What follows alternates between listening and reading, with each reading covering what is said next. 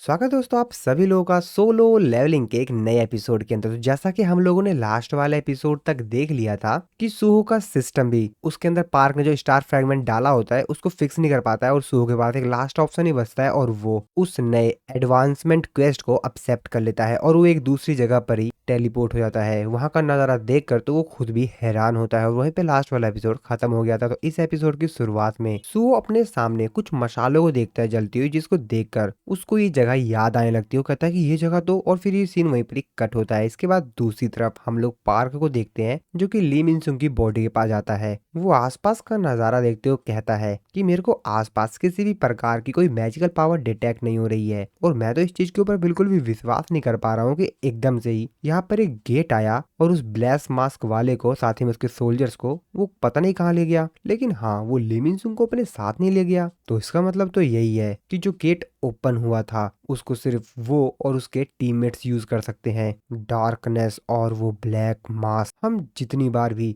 बार भी फाइट करते हैं कुछ ना कुछ अनएक्सपेक्टेड होता है। और मुस्कुराते हुए कहता है ये तो बहुत ज्यादा इंटरेस्टिंग है। इस तरफ हम लोग सुहू को देखते हैं। तो एक्चुअल में सुहू वापस से उसी डंजन में पहुंच गया था जहां पर वो फर्स्ट टाइम पहुंचा था, जिसको कि जिनवू ने बनाया था उसके लिए ट्यूटोरियल कंप्लीट करने के लिए। याद होगा आप लोगों को, जब सुहो स्कूल में था तो वो इस जगह पर आया था और वो भी इस जगह को देखकर समझ गया था कि ये वही जगह है। सुहो यहाँ पर आकर थोड़ा खुश भी था। वो अपने आप से कहता है कि जब से मैं यहाँ पर आया हूँ मेरे पेट में जो होल हुआ था वो पूरी तरीके से हील हो गया है और अब तो मुझे बिल्कुल भी नहीं लगता कि मेरी बॉडी के साथ कुछ गलत है। मैं एकदम फिट लग रहा हूँ और अगर यहाँ पर कोई प्रॉब्लम है तो वो है। और वो अपनी स्टेटस विंडो चेक करता है जहाँ पर उसको बताया जाता है कि एक्चुअल में अदर मोनार्च के जो वारिस हैं वो लोग एडवांसमेंट क्वेस्ट में पार्टिसिपेट नहीं कर सकते हैं। साथ ही में तुम शैडो डंजन की का भी इस्तेमाल नहीं कर सकते हो। और सुहो इस चीज को लेकर ही थोड़ा सा परेशान था क्योंकि वो इस चीज के ऊपर विश्वास नहीं कर पा रहा था कि यार वो यहाँ पर अपनी बॉन्ड स्किल का साथ ही में उस की का भी इस्तेमाल नहीं कर सकता है जिससे कि शैडो डंजन ओपन होता है। और ये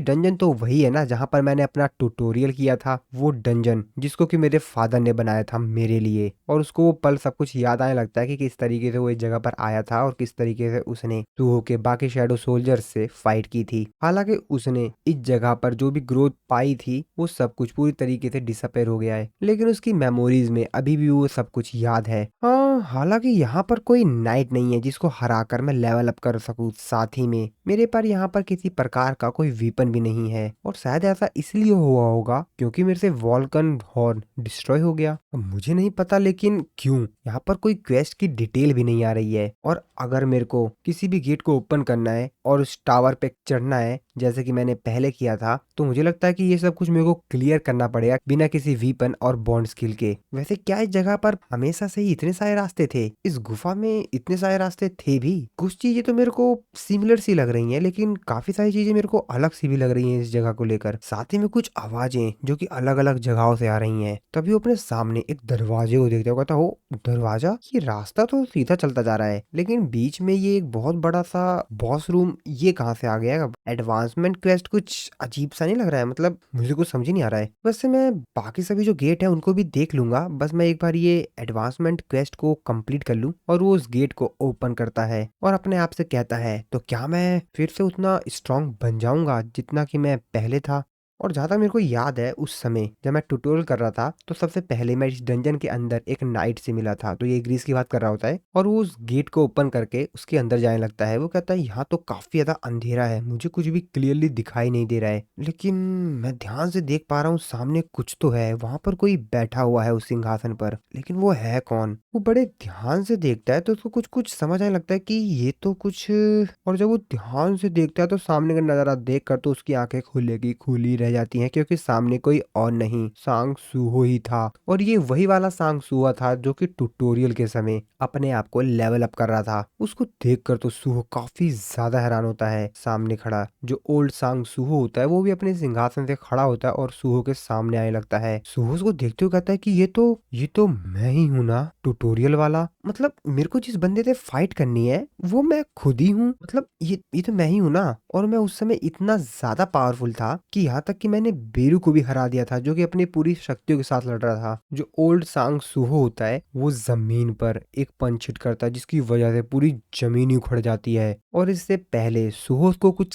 कह पाता, वो सूहो के पास बहुत ज्यादा तेजी से आता है और वो सीधा आकर सूहो के ऊपर हिट करता है, जिससे कि उसके पूरे शरीर के चीथड़े उड़ जाते हैं और वो मारा जाता है। और तभी हम लोग को दिखाया जाता है कि यहाँ पे जो मशाल जल रही होती है उनमें से एक मशाल बुझ जाती है, यानी कि इस समय सूहो के पास अब 2 लाइफ बची हुई है। सूहो की तभी आंख खुलती हो, कहता है अरे यार ये जगह तो क्या मैं रिस्पॉन हुआ क्योंकि मैं मर गया था। लेकिन मुझे तो ये बिल्कुल भी समझ नहीं आ रहा है कि आखिरकार बॉस रूम के अंदर मेरे को मेरा ही रूप क्यों मिला। क्या यही है एडवांसमेंट क्वेस्ट कि मेरे को अपने आप को ही हराना है, अपने ओल्ड वर्जन को? ऐसा पॉसिबल भी है? और वो काफी ज्यादा कंफ्यूज होता है, उसको कुछ समझ में आ ही नहीं रहा होता है और फिर कहता है ठीक है, नहीं नहीं नहीं नहीं, जैसा कि सिस्टम एग्जिस्ट करता है और वो खुद चाहता है कि मैं ताकतवर बनूं, और अगर मैं ऐसा मान के चलूं कि इस गेट के पीछे जो कोई भी है मैं उसे हरा सकता हूं, तो इसका मतलब तो ये है कि जरूर कोई ना कोई तरीका तो होगा ही उसे हराने का। लेकिन ये उस डंजन जैसा नहीं है जैसा कि ट्यूटोरियल में था, क्योंकि उसमें तो एक जगह ही थी, एक रास्ता ही था, लेकिन यहाँ पर तो काफी सारे रास्ते हैं। और ये काफी ज्यादा अजीब सी बात है कि जो बॉस रूम है वो काफी ज्यादा अजीब सी जगह पर है, तो जरूर यहाँ पर कोई दूसरा रास्ता भी होगा, कोई दूसरा दरवाजा जहाँ पर मेरे को जाना है। और वो भागकर वहाँ पर वो दूसरा दरवाजा ढूंढने लगता है और फिर फाइनली वो एक दूसरे दरवाजे के आगे पहुंचता है। वहां पर पहुंचने के बाद वो काफी ज्यादा खुश होता है और कहता है मैं जानता था कि यहाँ पर एक और दूसरा रूम जरूर होगा, एक और दूसरा बॉस रूम। लेकिन एक मिनट,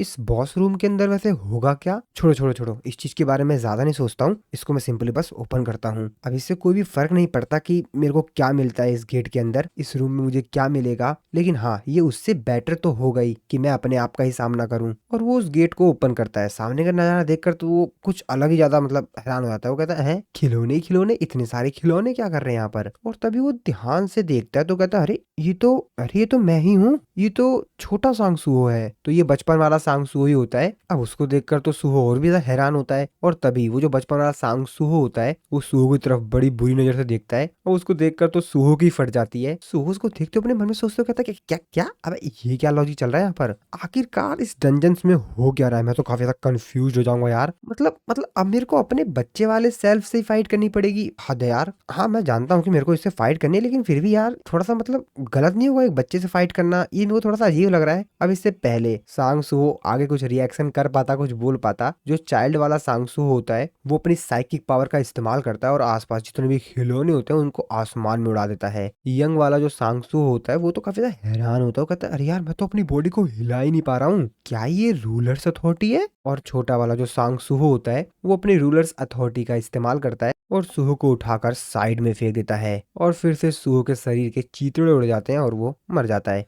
फिर से हम लोग दोबारा से देखते हैं उन्हीं 3 मशालों में से, जिसमें से अब 2 मशालें बुझ चुकी हैं और सामने सिर्फ एक मशाल जल रही होती है और नीचे पड़ा होता है सूहो, जो कि अपना सर पकड़ के बैठा हुआ होता है। उसको तो कुछ समझ में नहीं आ रहा था। वो कहता है कि ये चल क्या रहा है यार, मतलब मेरा छोटा वाला रूप जिसने मुझे जस्ट मतलब ऐसे बस उठा के फेंका और मैं मर गया। मतलब ना तो यहाँ पर मेरा कोई दुश्मन है जिसको कि मेरे को हराना है, मेरे को अपने आप को ही हराना है। मुझे समझ नहीं आ रहा है कि आखिर इस प्रकार का जो अजीब सा क्वेस्ट है मैं इसको क्लियर कैसे करूंगा। एक मिनट, अगर ट्यूटोरियल की तरह ही मुझे सिर्फ 3 लाइफ मिलेगी तो, और मैं ऑलरेडी ही 2 बार मर चुका हूँ, इसका मतलब ये है कि मेरे पास सिर्फ 1 लाइफ बची है। Oh no. और तभी वो ध्यान से देखता है तो एक्चुअल में वहां पर काफी सारी मशाल थी और जब वो पूरा सर उठा के देखता है तो वो तो देखकर काफी ज्यादा हैरान होता है कि वहां पर तो अनगिनत मशालें हैं जो कि जल रही हैं और उनमें से काफी सारी बुझी हुई भी हैं। इस चीज को देखकर तो सूहो काफी ज्यादा ही हैरान होता है। वो ये चीज देखकर तो शॉक में होता है। वो कहता है क्या इतनी सारी मशाल, आखिरकार इस धरती पर चल क्या रहा है? और तभी वहां पे थोड़ा सा ग्लिच होने लगता है, वो जो मशालें होती हैं थोड़ी सी ब्लर होने लगती हैं। सूहो कहता है भाई ये ग्लिच जैसा क्या हो रहा है यहाँ पर? और तभी उसका सिस्टम उसको नोटिफाई करके बताता है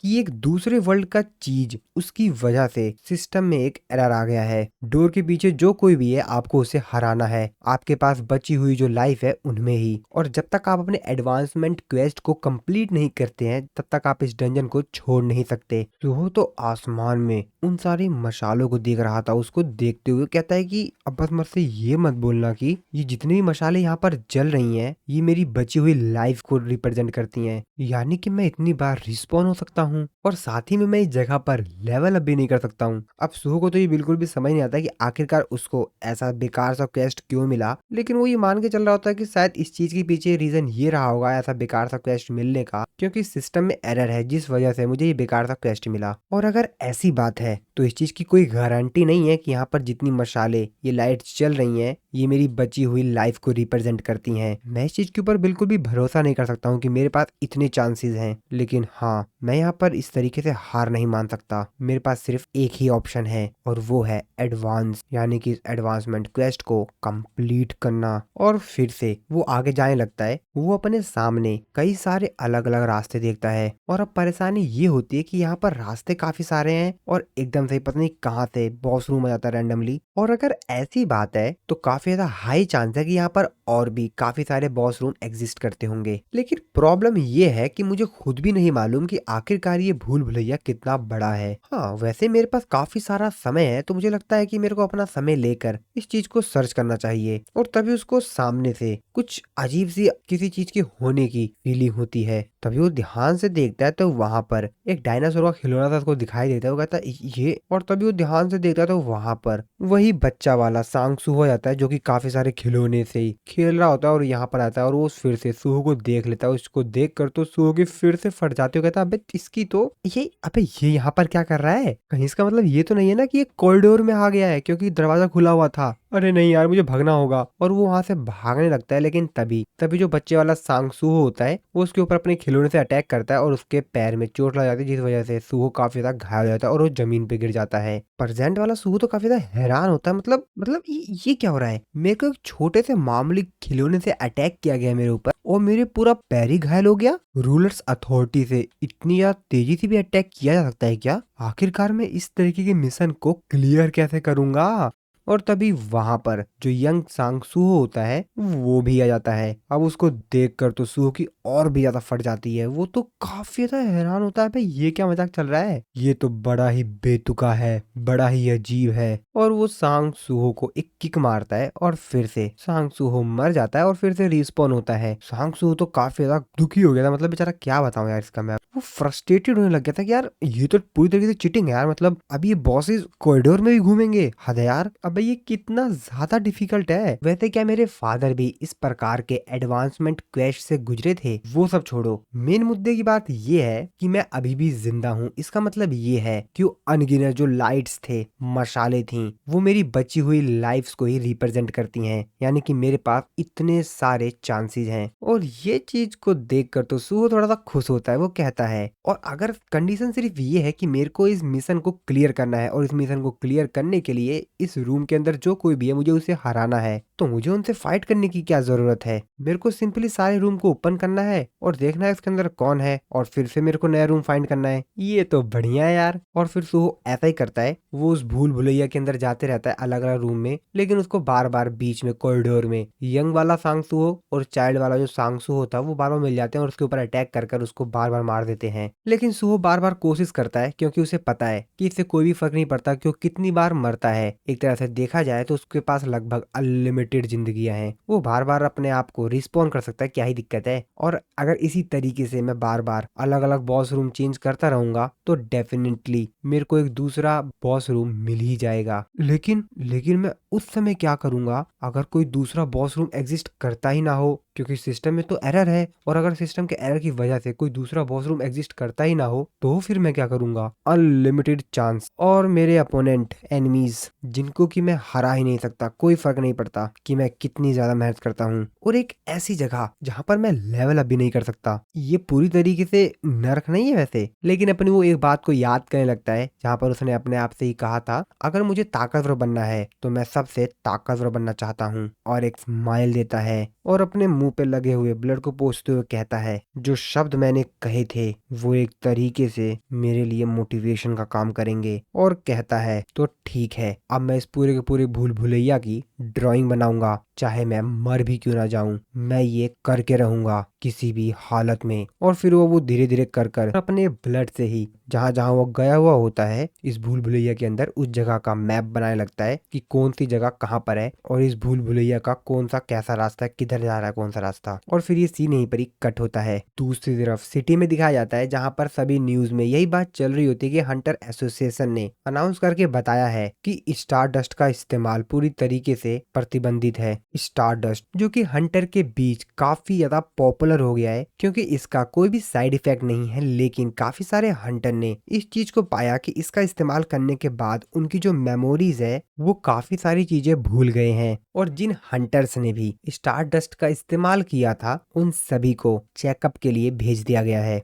और दूसरी तरफ ग्रिम रीपर गिल्ड का जो वाइस गिल्ड लीडर था ले मिनसुंग, जो कि स्टारडस्ट डिस्ट्रीब्यूशन में आज सुबह ही माउंटेन के ऊपर उसकी डेथ बॉडी पाई गई, जिसको कि एक बहुत पॉपुलर सेलिब्रिटी के रूप में भी जाना जाता था, the heroes of the hunters. और इस चीज ने पूरी दुनिया को शॉक कर दिया है कि वो एक क्रिमिनल था। और हंटर एसोसिएशन के द्वारा ग्रिम रीपर गिल्ड के ऊपर एक इन्वेस्टिगेशन बैठाई गई है। इस तरफ हम लोग लिम ताइंगू को देखते हैं जो कि बहुत ही ज्यादा परेशान था। वो कहता है कि ये सब कुछ मेरी ही फॉल्ट है, अगर मैं ली मिनसुंग को उसी समय पकड़ लेता तो ऐसा कुछ कभी होता ही नहीं। मिस्टर वू लिम ताइंगू से कहते हैं कि हंटर ताइंगू आप अपने आप को इतना ज्यादा ब्लेम मत कीजिए। लिम ताइंगू कहता है कि कुछ और चीजें जो कि मुझे काफी ज्यादा परेशान कर रही हैं। जब मेरे को ली मिनसुंग मिला तो वो नॉर्मल नहीं लग रहा था और उसके पास कोई ऐसी स्किल भी नहीं थी जिससे कि वो अपने अपीयरेंस को चेंज कर सके। मिस्टर चोई से कहते हैं क्या इस स्किल को स्टारडस्ट का इस्तेमाल करके बनाया जा सकता है। लिम ताइंगू कहता है कि मुझे नहीं मालूम, लेकिन शायद ऐसा हो सकता है। साथ ही में जो ब्लैक मास्क हंटर ली मिनसुंग के साथ फाइट कर रहा था, हो सकता है कि उसने ली मिनसुंग को मारा हो। साइड में बैठे मिस्टर वू अपने मन में सोच रहे होते हैं कि ब्लैक मास्क वाला हंटर। तभी मिस्टर चोई कहते हैं मैं इस चीज के बारे में ही सोच रहा था। उस रेड के दौरान जो माइनर्स की पार्टी थी उनमें जो एक माइनर था वो मिसिंग है और वो अपने जेब में से उसकी फोटो निकालते हैं और उनको बताते हैं कि उसका नाम सांग सुहो है और उसने अपने आप को एक डी रैंक के हंटर के तौर पर रजिस्टर कर रखा है। लेकिन अगर इस सिचुएशन को देखा जाए तो ऐसा काफी ज्यादा हाई चांस है कि उसने अपने आप को फॉल्स रजिस्ट्रेशन किया हो। तभी उनके सामने पार्क बैठा हुआ था। पार्क कहता है कि क्या मैं वो पिक्चर को देख सकता हूँ। मिस्टर चोई कहते हैं हाँ बिल्कुल, क्यों नहीं, आखिरकार तुम भी इस पूरे इंसिडेंट में इन्वॉल्व हो, ये लो देखो। पार्क भी सुहो की फोटो को बड़े ही ध्यान से देख रहा होता है। इस तरह मिस्टर वो अपने मन में सोच रहे होते हैं कि ऐसे होने के काफी ज्यादा हाई चांस है कि सुहो ही वो ब्लैक मास्क हंटर हो। लेकिन वो फिर से गायब हो गया। हंटर सांग जुनवू आखिरकार सुहो के साथ इस दुनिया में हो क्या रहा है, आशा है कि वो सेफ हो। पार्क भी सुहो की उस फोटो के ऊपर जहाँ तक सुहो ने मास्क पहना हुआ था वहां तक अपनी उंगली से उसके चेहरे पर उंगली रखता है और उसको बड़े ध्यान से देखने लगता है और वो समझ जाता है कि वो ब्लैक मास्क वाला हंटर कोई और नहीं सांग सुहो ही है। और उस चीज को देखकर वो एक बड़ी खतरनाक सी स्माइल करता है। इस तरफ फिर से हम लोग सुहो को देखते हैं उसी डंजन के अंदर जिसने कि अब लगभग इस पूरे के पूरे भूल भुलैया का नक्शा बना दिया था। और सुहो भी ध्यान से अपने उस नक्शे को देखता है जो कि उसने ड्राइंग बनाई थी इस पूरे के पूरे भूल भुलैया की, जो कि बहुत ही ज्यादा खतरनाक लग रहा था। हालांकि सुहो ने पूरे के पूरे भूल भुलैया की यहाँ पे ड्राइंग नहीं बनाई हुई थी क्योंकि वो काफी सारी जगह को अभी तक उसने एक्सप्लोर नहीं किया है, वहां पर वो गया नहीं है। लेकिन हाँ, उसने लगभग पूरे के पूरे भूल भुलैया की नक्शा बनाकर रख दिया था। वो साइड में बैठा हुआ था और अब वो फिर से तैयार था इस पूरी ड्राइंग को कंप्लीट करने के लिए। और फिर इसी सीन के साथ हमारा ये वाला जो एपिसोड है वो खत्म हो जाता है। आई होप आप लोगों को वीडियो अच्छी लगी होगी। मिलता हूँ मैं आप लोगों को नेक्स्ट वीडियो में।